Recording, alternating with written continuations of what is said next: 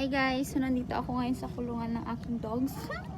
Yan yung kulungan ng aking dogs. Ayan siya, yung isa. Saan yan? Ayan. And may ipapakain ako ngayon. Ito yung mga ano niya. So, apat sila and then hati-hatiin ko to sa tig-tatlo. And guys, sinati ko na to sa tatlo. Ayan. Ito si Dior. Yan siya guys. Ito yan. Yan. Si Dior. And papatake ko siya ng kanyang vitamins. Ito yung pinakamabilis siyang ipatake ng vitamins kasi ano, kasi kinakain niya lang. Yan. Tapos punta naman ako sa kabila. So, next naman guys is si Gucci. Ito, ayan, mahirap talaga to ipatake ng gamot. Kailangan hanggang doon sa lalamunan niya ilagay natin yung gamot na to.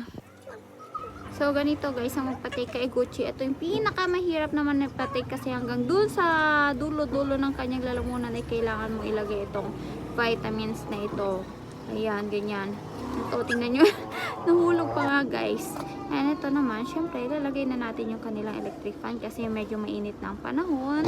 Ayan, dalawa lang sila na nandito. Tapos ito naman si CK. Ito na yung pinakalas. Actually, si Chanel is na napatake ko na siya ng kanyang vitamins. Ito na yung pinakalas. Medyo okay pa to subuan, pero yung isa talaga mahirap.